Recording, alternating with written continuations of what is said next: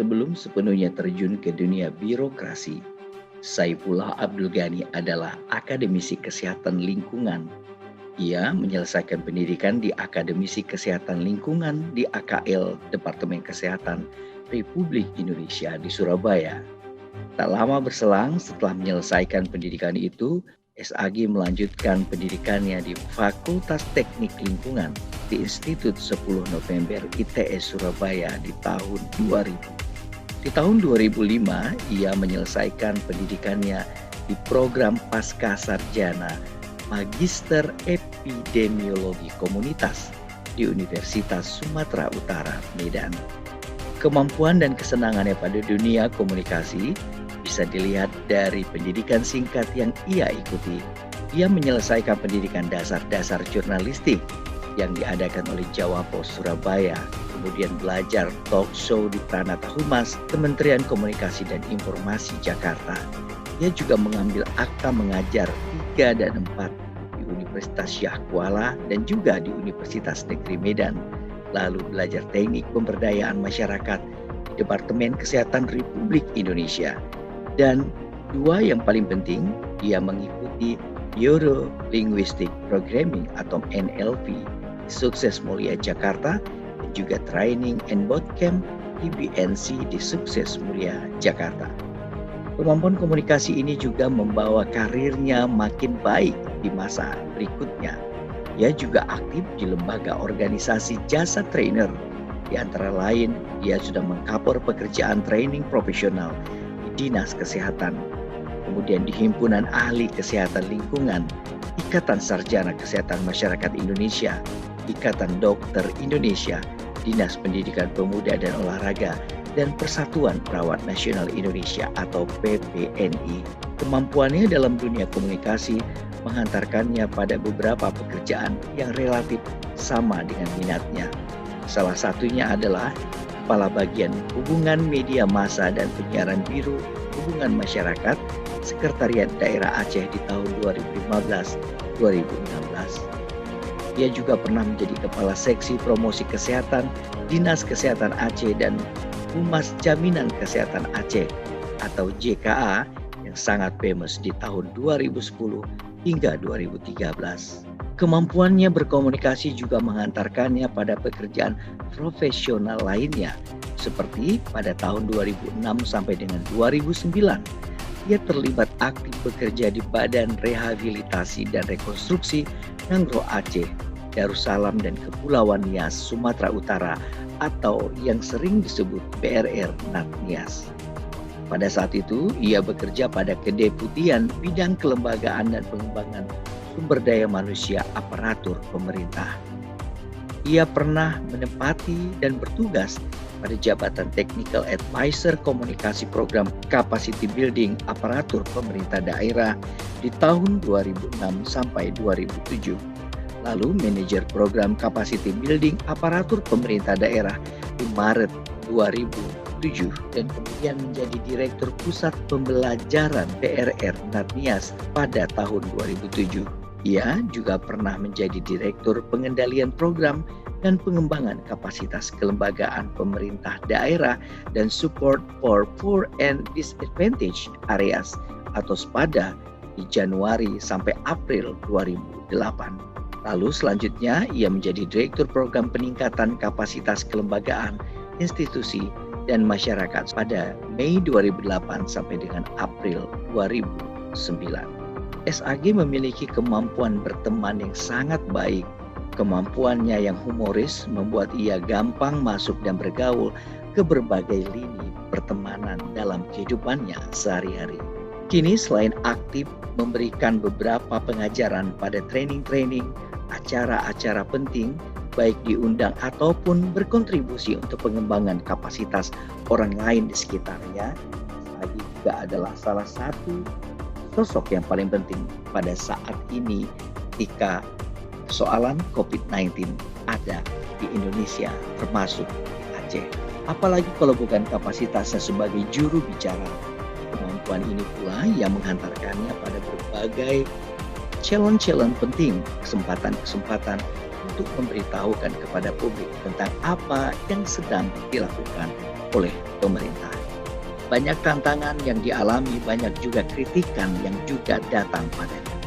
Tapi bukan SAG namanya. Ia selalu menyambutnya dengan senyum, berpikir kritis, lalu melihat di sisi mana ia harus melakukan kebaikan pada dirinya, terutama pengembangan kapasitas pribadi dan orang-orang di sekitarnya. Tamu saya pada kali ini akan memberikan insight lain untuk kita semua tentang apa saja yang menjadi tugas seorang juru bicara atau orang yang bergelut di dunia komunikasi yang akan mengejawantahkan apa yang ia dapatkan pada orang lain yang mendengarkan. Persoalan suka atau tidak suka bukanlah sesuatu hal yang paling penting, terutama dalam pekerjaan itu. Tapi bagaimana bisa memberikan yang terbaik di tengah kritikan yang juga datang tidak sedikit. Itulah yang paling penting, menjadi tantangan yang harus dipelihara sepanjang waktu. Di Sebuku kali ini kita akan kedatangan tamu istimewa, salah seorang sahabat baik saya, Saifullah Abdul Ghani atau SAG. Inilah Sebuku Inspiring Like a Book, perjalanan sang juru bicara.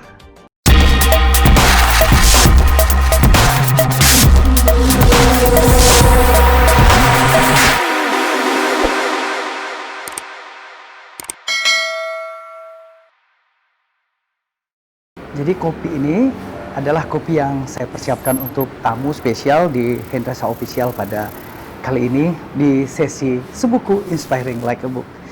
Langsung saja kita sapa. Assalamualaikum. Waalaikumsalam Pak Hendra. Masya ini Allah. Kopi spesial untuk Pak SAG. Ini kopi apa namanya Pak Hendra? Ini kopi Sanger Arabica ya? Arabica ya. Aduh. Ini langsung racikan Pak Hendra ya. Racikan saya pura-puranya ya.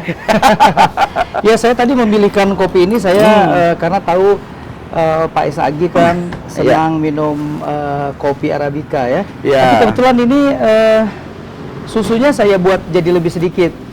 Oh gitu. Karena kan tamunya sudah lebih manis ya. Iya. Jadi jangan terlalu manis. Ya. Nanti berbahaya. Ada susu atau tidak sama Pak warnanya. Sama aja ya. Sama warnanya nih. Ya, kita kan? boleh minum kopi dulu. Ya, kita cicipi Pak dulu SAG. kopinya nih. Jangan lupa maskernya dibuka waktu Oh minum ya, ada 3 tempat buka masker. Lagi makan, lagi mandi, dan lagi makan. Ini makannya 2 kali ya? Iya, ya. Lagi Makannya makan, 2 minum, kali. dan mandi. Ya. Baik, bismillah. Ya, luar biasa nih. Kayaknya dengan hati dibuat sama Pak Hendra kopi ini, bukan luar dengan biasa. tangan. Racikan, Bukan dengan racikan, tangan ya? bukan dengan mesin, dengan hati. Dengan hati. Hati menggunakan tangan dan mesin. Iya, keikhlasan. Ya. Enak gimana? Ya, rasanya? mantap, mantap. Tidak terlalu manis dan tidak terlalu pahit ya? Ya, sedang-sedang. Ya, Sedang. pas untuk siang hari. Ya. Ya, di studio terbuka. Studio terbuka ini. Pak SAG, tadi waktu saya minum buat kopi ini, saya sebelumnya berpikir ya bahwa kopi ini kan kayak kegiatan kita juga. Ditambah kegiatan 1, ada kegiatan 2, kemudian terakumulasi, jadilah sebuah hasil yang bagus. Sama dengan apa yang menjadi tugas-tugas kita sehari-hari. Iya. Dan saya kemarin baca di sebuah profil Ya. bahwa Pak SAG ini lulusan dari bidang ilmu kesehatan, kemudian belajar epidemiologi, kemudian masternya juga terkait dengan itu, tapi di pekerjaannya juga terpromot dengan kerja-kerjaan yang banyak sekali kaitannya dengan masyarakat, terutama menjadi pusat penyampai informasi. Kalau sekarang namanya juru bicara ya. Dulu saya ingat juga Pak SAG itu pernah menjadi salah seorang direktur di Badan Rehabilitasi dan Rekonstruksi Aceh, NIAS pada saat itu. Nah, apa sih yang dirasakan Pak SAG selama banyak hal pekerjaan itu masih sampai sekarang kaitannya memberikan pelayanan informasi, terutama perpanjang tanganan lah gitu ya, untuk sampai kepada masyarakat. Tambah senang atau mungkin lebih senang lagi? Gimana nih ceritanya? Ya, ini sesuatu yang berjalan alamiah, namun sesuatu yang memang pernah ditanamkan dalam pikiran, pernah dipikirkan, karena sejak kecil saya suka membaca media dan menurut orang tua saya, orang yang menulis di koran itu wartawannya, penulisnya itu orang-orang pintar, orang-orang hebat. Dan kalau mau jadi orang pintar, kata orang tua saya, ya harus lebih banyak membaca tulisan-tulisan orang pintar. Nah, di desa, tulisan orang pintar yang masuk ke kampung saya itu ya tulisan wartawan lewat koran waktu itu Aceh Pos, masih berbentuk gunung. Nah, dari situ sehingga pada satu titik Pak Hendra, di SMA kelas 3 saya mulai berpikir, kapan saya harus dibaca, tulisan saya dibaca orang kalau saya terus-menerus membaca tulisan orang lain. Nah, dari situ mulailah lebih aktif mempelajari kembali tentang pelajaran-pelajaran bahasa Indonesia, cara membuat kalimat, cara menyusun paragraf. Sehingga pada akhirnya apa yang senah terlintas di kepala kemudian ternyata menjadi kenyataan. Saya menulis di media massa, baik di media massa di Sumut. Di awalnya dulu ada namanya Waspada Junior apa namanya, saya menulis di situ. Kemudian 2009, 2008, 1989 ada media lokal yang cukup terkenal di Aceh dibuka. Kemudian saya coba-coba di sana dan alhamdulillah kemudian berlanjut dengan media-media lain, ada yang dipesan, ada dengan tapi pada intinya adalah ini sebuah perjalanan yang tidak direncanakan tapi sempat dipikirkan, Nabi mengikuti langkah-langkahnya. Saya kira cara terbaik untuk menuju ke suatu titik kita harus punya apa yang disebut dengan titik tuju, dan kita mengikuti tahapan menuju ke sana. Dan ternyata saya percaya Pak Hendra, apa yang ada dalam pikiran, apa yang terlintas dalam pikiran, kalau itu diikuti dan dia akan sampai di tujuan. Saya kira karena itu walaupun pendidikan saya sebenarnya lebih banyak kepada persoalan teknis kesehatan, tapi pada akhirnya orang atau pimpinan melihat bahwa ada ruang yang bisa saya isi yang lain, mungkin di sisi komunikasi publik. Nah, itu terjadi sejak juga waktu seperti Pak Hendra singgung di PRR dulu. Saya salah satu direktur di kelembagaan, khususnya di bidang pengembangan SDM dan peningkatan kapasitas pemerintah daerah. Tetapi juga oleh juru bicara BRI waktu itu meminta untuk saling membantu, membackup juga komunikasi publik, khususnya bukan dengan media, tapi dengan kelompok-kelompok masyarakat. Jadi kalau kita lihat latar pendidikan dan perjalanan karir, ya mungkin dalam tanda kutip saya orang sesat di jalan yang benar gitu. Sesat di jalan yang benar. Jadi dari sisi pendidikan itu melenceng, tetapi dari sisi manfaat, saya kira dirasakan manfaat oleh diri saya sendiri tentu saja, dan juga oleh masyarakat insya Allah gitu Pak Hendra. Jadi Pak Esagi, menurut saya tuh tidak ada yang melenceng ya, karena saya pernah mendalami yang namanya talent mapping atau pemetaan bakat itu. Orang bisa dengan latar belakang apapun, tapi ternyata jiwanya memang potensinya memang ada di sana. Makanya mungkin itu yang menjadi kesempatan. Tapi saya ingin tanya satu hal lagi. Kalau saya melihat di perjalanan karir dan pendidikan kan awalnya dari Banda Aceh, kemudian kuliah dari Biren ya pertama kali ya. Dari Biren, tepatnya Matang Lumpang 2. Matang Lumpang 2. Kemudian ke Banda Aceh, kemudian sekolah kesehatan di Medan, kemudian sarjana di USU juga, kemudian ada pendidikan lagi di Surabaya, pasca sarjana, dan termasuk lama juga di Surabaya seperti itu. Nah, terkait dengan itu pertanyaan saya adalah, setiap orang yang punya riwayat panjang pendidikan, perjalanan karir, kan ada endurance atau kekuatan gitu. Nah, Pak Esagi sendiri bagaimana memasangkan endurance itu di setiap perjalanan dan karir-karir yang sedang dilalui ini, sehingga tetap perform seperti itu? Riwayat perjalanan peningkatan kapasitas diri Pak Hendra, saya sekolahnya nggak terlalu panjang, cuma ceritanya yang panjang. Ceritanya panjang, sekolahnya pendek. Tamat SMA di Matang Lumpang 2, saya tidak punya harapan untuk bisa melanjutkan kuliah, karena bapak saya seorang guru dan kami 10 keluarga Pak Hendra. Jadi semua dalam sekolah. Jadi saya tahu betul kesulitan orang tua, sehingga saya memilih belajar menjahit di SMA. Gitu. Menjahit pakaian Pak Hendra. Jadi saya di SMA itu sudah menjadi tukang jahit Pak Hendra. Nah pada akhirnya ketika 86 saya lulus kuliah, lulus SMA, orang tua terus memaksa saya harus ke Banda Aceh. Pada sisi yang lain saya paham kemampuan yang terbatas Pak Hendra. Akhirnya ada satu sekolah kesehatan, satu formulir murah Pak Hendra. Ada satu sekolah SPPH, sekolah pembantu penilai hygiene, itu sekolah sanitasi D1. Kemudian akademi keperawatan dan satu lagi sekolah pendidikan gizi. Nah kalau saya pengennya di keperawatan, nah merawat orang sakit kan.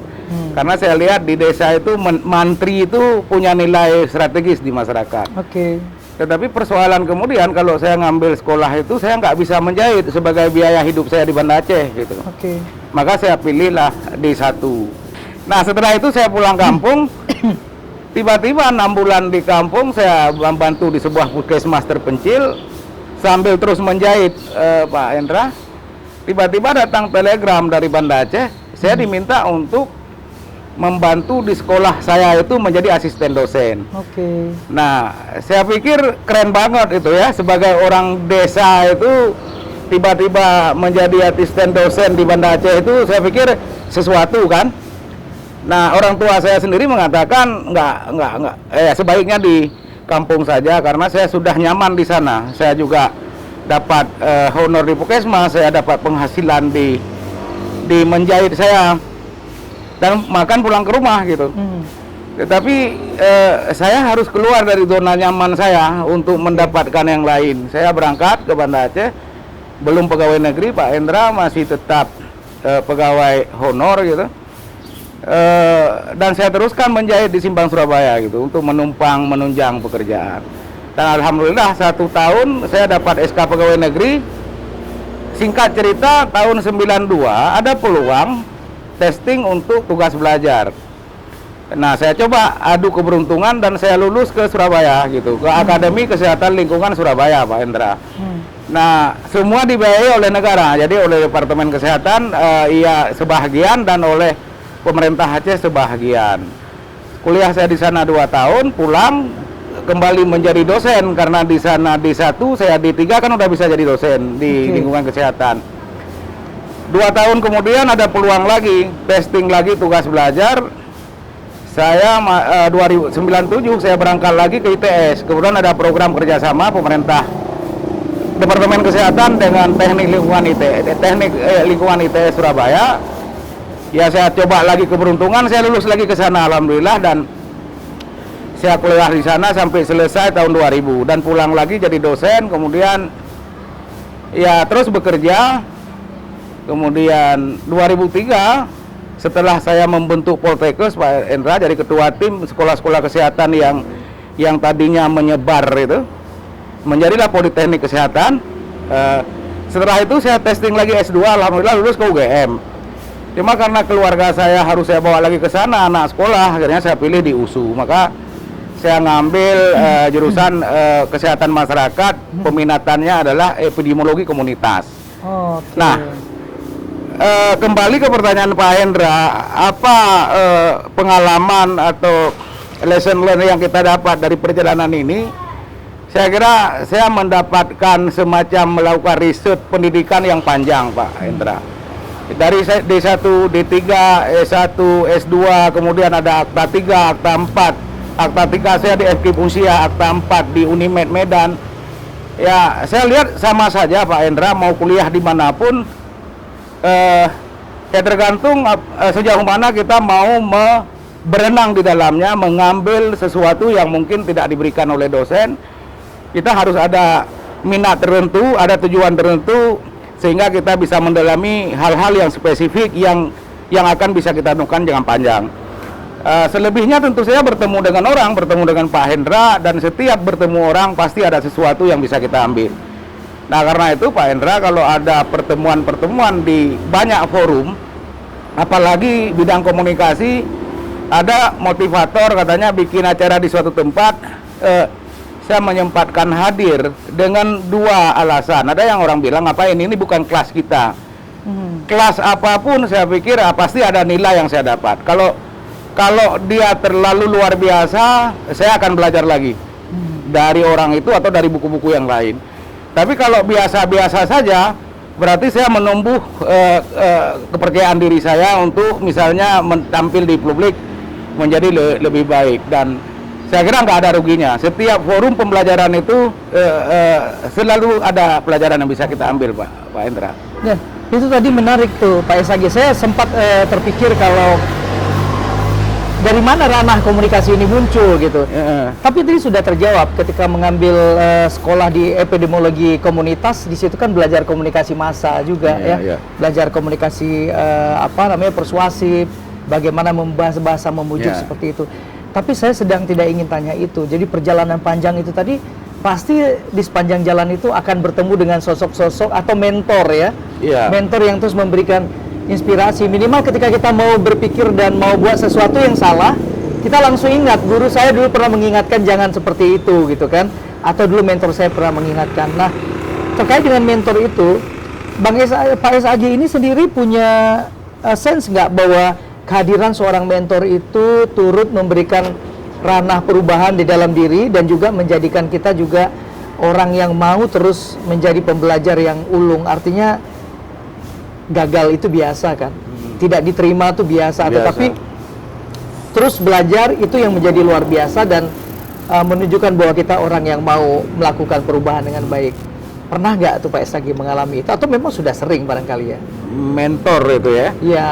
Kalau di dunia komunikasi dan tulis menulis, saya hampir semua tulisan orang saya baca. Misalnya saya kalau sekedar menyebut, saya punya ini Pak Hendra, saya langganan 3 majalah nasional ketika saya tidak ada uang waktu itu. Ketika saya tidak ada uang, ketika saya masih sulit untuk mencukupi kebutuhan makan gitu, masih pegawai honor. Saya kalau boleh menyebut itu ada 3 majalah nasional itu yang, tapi waktu itu harga majalah itu masih nggak terjangkau saya Pak Hendra, harganya 3.500. Tetapi saya punya jalan mendapatkan majalah yang sudah dipotong covernya. Jadi majalah yang seminggu minggu kemudian. Jadi kalau yang baru kita baca minggu ini, Senin atau Selasa, besok muncul yang baru. Yang ini kan dipotong covernya Pak Hendra. Nah, dari situ saya membentuk perspektif dari bacaan. Kalau bacaan peristiwa hari-hari kan ada di media massa harian Pak Hendra. Tetapi yang lebih dalam itu, maka saya baca tulisan Sri Mulyani, Ibu Sri Mulyani yang sekarang ini Menteri Keuangan. Dari tulisan-tulisan beliau, saya bisa mendapat perspektif ekonomi gitu. Kemudian saya baca tulisan Pak Tendung Mulia Lubis. Dari tulisan-tulisan beliau, saya mendapat perspektif hukum. Kemudian juga tulisan-tulisan Pak Karni Ilyas. Ya, di situ juga pencerahan hukumnya luar biasa. Kemudian ada E.F. Saifullah Fatah. Tapi yang paling sering ada dulu Ariel Arianto, ada Arif Budiman, ada Amir Rais. Jadi penulis-penulis dulu itu memang betul-betul mencerahkan Pak. Mencerahkan, saya kira yang paling juga membentuk kalau dalam membuat tulisan, saya lebih dipengaruhi oleh gaya penulisannya M.H. Ainun Najib. Saya suka satir-satir yang disampaikan, satir-satir yang dia lontarkan, metafor-metafor yang dia mainkan. Saya mengoleksi beberapa bukunya, saya baca gitu. Itu dari sisi dunia penulisan. Dan di dunia birokrasi dan organisasi formal pemerintah, saya kira orang-orang di BRR itu semuanya pemimpin inspiratif Pak Hendra. Sampai sekarang yang saya belum, yang banyak betul mewarnai sikap dan tindakan saya dalam berinteraksi dengan staf, dengan orang lain, itu adalah mantan Menteri ESDM. Jadi dulu beliau deputi saya di kelembagaan Bapak Sudirman Said. Jadi banyak hal yang beliau ajarkan tapi tanpa menggurui. Itu yang menarik. Beliau mengajarin kita tiap sore atau seminggu sekali ada saja yang beliau ajarkan. Beliau tanamkan nilai-nilai tanpa menggurui. Kadang-kadang melalui menonton sebuah film Hollywood atau menonton sebuah film India atau film-film yang lain yang punya nilai inspiratif. Dari situ beliau menarik nilai-nilai dan nilai-nilai itu yang ditanamkan, sehingga saya juga dari sisi integritas, dari sisi tanggung jawab, dari sisi fokus pada tujuan, itu banyak sekali yang beliau tanamkan. Selain memang Pak Kuntoro Mangkusubroto sendiri, kemudian ada Pak Edi Purwanto sendiri. Saya kira bertemu dengan orang-orang di level kepemimpinan tingkat nasional dan juga pernah memimpin perusahaan-perusahaan besar yang dinamikanya sangat luar biasa.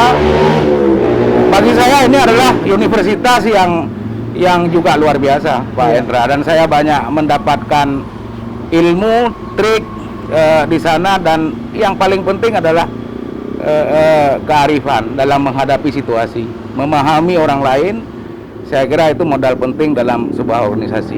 Itu Pak Hendra. Luar biasa, saya juga yang mendengar turut mendapatkan inspirasi juga. Pak Esagi terkait dengan tadi mentor, kemudian banyak pengalaman bertemu semua orang, kemudian ada yang menjadi inspirasi bagi kita untuk bekerja. Tadi yang saya sampaikan di pertanyaan di depan tadi, bahwa lesson learn itu menjadi kayak penghambat bagi kita, di mana kita harusnya berbuat baik, di mana kita stop untuk merasa bahwa ini nggak boleh dilakukan, seperti itu ya. Nah, selanjutnya pengalaman-pengalaman dari situ kan juga cukup banyak ya.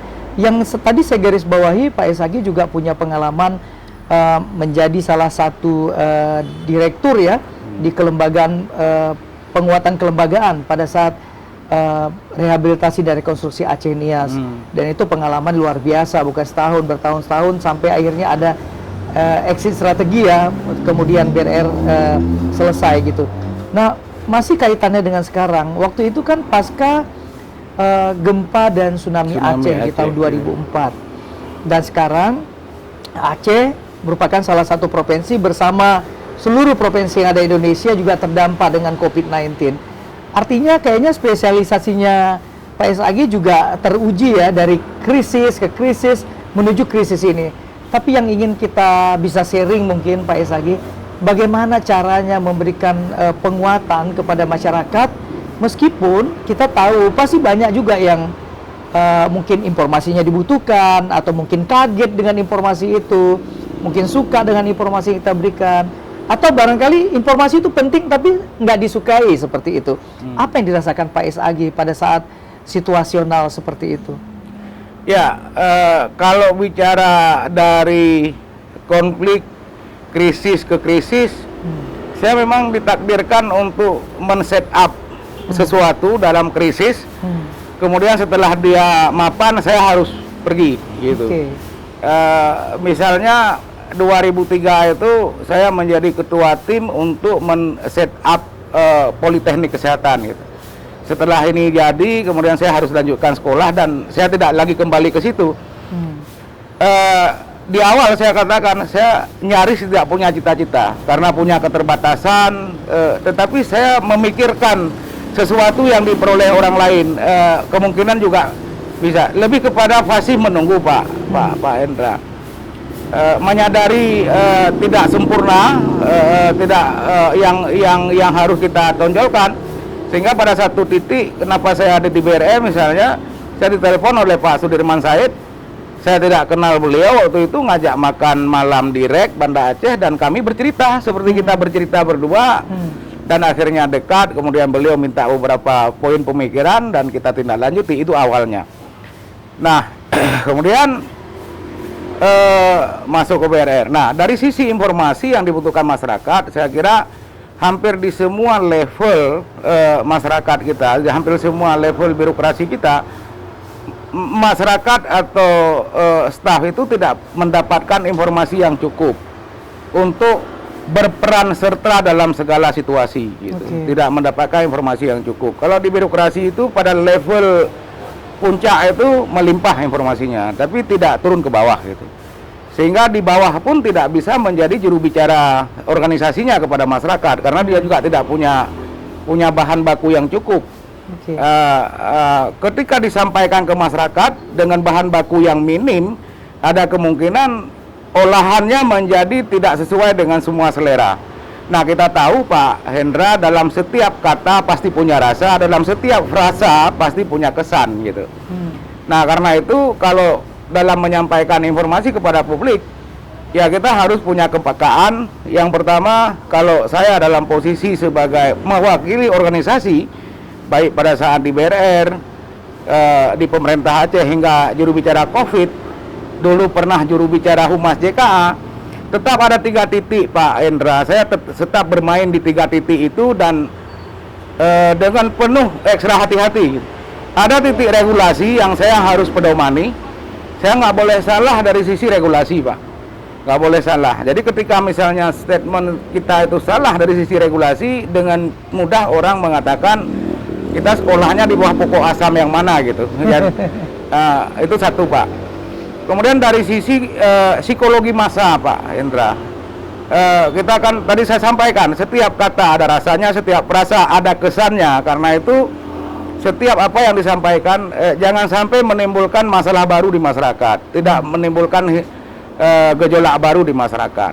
Nah, yang lebih berat lagi adalah bagaimana kok meramu ini sesuai dengan harapan pemimpin organisasi. Nah, apa yang kita sampaikan harus sama dengan apa yang frame pemikiran pimpinan yang kita naungi, sehingga tidak ada mencela-menceri. Misalnya kita menyampaikan A kemudian dikoreksi oleh pimpinan atau organisasi B, ini juga menyangkut kredibilitas informasi ke publik setelah peristiwa itu terjadi. Kehati-hatian itu menjadi faktor utama. Pertama, rajin mempelajari regulasinya. Kedua, peka menangkap sinyal-sinyal di masyarakat, dan dengan ada medsos sekarang sangat membantu kita. Dan yang ketiga, sering berkomunikasi dengan pimpinan, sering berdiskusi dengan pimpinan, sehingga kita benar-benar mendapatkan apa yang beliau rasakan, apa yang ada dalam pemikirannya, sehingga kita terjemahkan dalam konteks ketiga tadi, baru kita sampaikan ke publik. Dan tentu saja walaupun pertimbangan sudah sedemikian rupa, ya sepintar-pintarnya tupai sekali-sekali jatuh juga kadang Pak Hendra. Dan dengan besar hati kita belajar lagi dari sana, terus kita sempurnakan. Karena itu saya seringkali dalam setiap dialog dengan media, katakanlah televisi, radio, wawancara media, atau ngobrol kayak gini Pak Hendra, setelah itu saya tanyakan apa yang harus saya sempurnakan ke depan, bukan yang bagus. Yang bagus itu saya kira kita syukuri, yang belum bagus saya sempurnakan gitu. Dan satu halnya belajar terus ya Pak Sagi, ada proses pembelajaran seperti itu. Nah, kalau kita lihat jawaban-jawabannya tadi itu, kebayang bahwa pekerjaan komunikasi itu pekerjaan yang mungkin dianggap orang gampang, tapi sebenarnya itu susah sekali, karena menyampaikan itu tentu ada aturan, ada regulasi seperti Pak Sagi bilang tadi, dan tidak boleh salah meskipun sekali-kali ya kepleset seperti itu. Nah, itu wajar saja kan. Toh tujuannya juga untuk kebaikan sebenarnya, walaupun mungkin mekanismenya barangkali tidak semua orang bisa terima. Nah, di situasi seperti itu pernah mengalami rasa yang kayak sulit nggak gitu Pak Sagi? Ketika seperti itu, apa yang Pak Sagi lakukan? Pak Hendra sendiri memberikan beberapa buku ke saya, itu buku-buku yang membuat saya harus melihat segala sesuatu itu secara positif gitu. Nah, setiap kekeliruan, kekesalahan, ketidaksempurnaan, yang pertama saya menempatkan itu pada sesuatu yang alamiah. Bahwa yang saya rasakan belum tentu sama dengan orang lain rasakan. Nah, tugas saya sebagai pelayan di bidang informasi publik, saya tidak bisa menyalahkan orang yang tidak bisa merasakan apa yang saya rasakan. Tetapi yang bisa saya lakukan adalah menyesuaikan kembali sehingga yang saya sajikan ini sesuai dengan selera pasar, sesuai dengan selera orang yang kita layani. Nah, karena itu pembelajaran terus-menerus. Setiap peristiwa, apalagi peristiwa yang tidak mengenakkan dalam tanda kutip, itu adalah teguran besar, dan kita harus betul-betul belajar. Malah saya tidak segan-segan untuk meminta maaf kepada siapapun, kepada khalayak, atau memang bukan soal benar salah, soal rasa, bahwa soal momentum. Nah, soal rasa, soal momentum. Tapi apapun alasannya, itu tidak boleh saya tempatkan kekeliruan di pihak lain, karena pihak lain tidak bisa saya ubah Pak Hendra. Yang bisa saya ubah adalah diri saya, cara saya mengkomunikasikan, cara saya merumuskan diksi, saya merumuskan frasa dan paragraf, sehingga orang lain bisa menerima. Saya kira koreksi itu harus saya lakukan di internal, karena saya nggak mungkin koreksi yang eksternal, Pak. Oke. Satu lagi Pak Isagi sebelum kita closing, mungkin bisa sharing juga dengan anak muda atau siapapun yang menonton channel ini, bagaimana triknya bisa menyesuaikan diri di segala situasi. Tadi kelihatan meskipun saya mendengar bahwa ceritanya ada yang menyedihkan, ada yang lelah dan lain-lain, tapi kayaknya satu kunci yang saya dengar tadi kayaknya adaptasinya Pak Isagi ini cukup matang gitu dalam bekerja. Bagaimana caranya Pak? Ya, yang pertama kita sadari apapun yang kita kerjakan itu ada resiko, dan tugas kita adalah memperkecil resiko itu, tidak untuk menghilangkan sama sekali. Oke. Resiko itu ada, Pak. Nah, yang kedua adalah yang harus kita lakukan adalah berupaya untuk tidak memperbesar resiko. Nah, kesalahan itu terjadi karena apa? Kalau menurut saya, dia salah karena tidak sesuai dengan aturan yang ada. Maka solusinya pelajari aturannya. Dia salah karena tidak sesuai dengan data dan informasi yang ada. Karena itu minimalisir dengan mempelajari data dan informasi. Nah, yang ketiga, dia salah karena nggak sesuai dengan harapan pimpinan atau harapan orang yang kita wakili. Nah, karena itu sesering mungkin berdiskusi. Karena yang kita tangkap bukan anjuran-anjuran formalnya, tetapi di balik anjuran itu hasrat-hasrat apa yang ingin kita sampaikan ke publik itu ya harus kita tangkap. Nah, kepekaan itu tentu penting. Namun setelah meramu semuanya ada yang lebih penting, Pak Hendra. Ada yang lebih penting apa? Keberanian mengambil resiko, Pak. Jadi ketika kita menyampaikan informasi kepada masyarakat itu sama dengan prajurit melepaskan peluru. Jadi dia tidak bisa kembali, Pak Hendra. Karena itu di awal itu harus betul-betul kita akurat. Maka ada perwira polisi yang baik dengan saya di Polda Aceh mengingatkan, Anda harus lebih akurat daripada informasi intelijen gitu. Kalau intelijen masih bisa perbaiki, masih bisa dianalisis, tapi sebagai juru bicara saya harus akurat sebelum melepaskan ke masyarakat. Nah, karena itu barangkali beberapa teman di media agak delay. Terutama informasi-informasi yang saya baru dengar ketika pertanyaan wartawan itu muncul, dan saya harus mencari informasi, mencari data, melihat regulasi dan menyesuaikan dengan kebijakan pimpinan baru memberikan. Nah, yang terakhir barangkali ya kesiapan menghadapi resiko. Jadi banyak sekali orang sudah mendapatkan informasi, sudah mendapatkan data, sudah sesuai, tidak siap untuk menghadapi resiko apa yang mungkin terjadi, dan ini tidak terprediksi biasanya. Itu tadi Pak Hendra. Apalagi yang kita jalankan ini adalah komunikasi politik. Yang namanya komunikasi politik, setiap identitas kekuasaan dimanapun di dunia ini pasti tidak 100% itu pendukungnya. Selalu hebat betul itu 75%. Berarti ada 25% itu yang memang dalam tanda kutip itu adalah orang yang tidak seide, tidak sejalan, dan tidak sepemikiran. Pasti yang 25% ini sebaik apapun kemasannya, sebagus apapun informasinya, semanfaat apapun, tetap akan ada penolakan. Nah, inilah resiko yang kadang-kadang kita tidak bisa siap menghadapi, dan karena itu saya bilang dari awal, tidak ada pekerjaan yang zero resiko. Resiko itu pasti ada, tetapi meminimalisir dengan mengetahui strukturnya, anatominya, sehingga kita bisa menjalankan. Dan alhamdulillah sejauh ini tentu saja saya selalu berkat belajar dari kawan-kawan. Setiap saya menyampaikan informasi, saya minta dievaluasi. Dan karena itu barangkali sampai saat ini mungkin masih dianggap oleh publik, oleh masyarakat masih dalam frame ya, dengan segala kekurangan yang ada, dan terus kita perbaiki ke depan.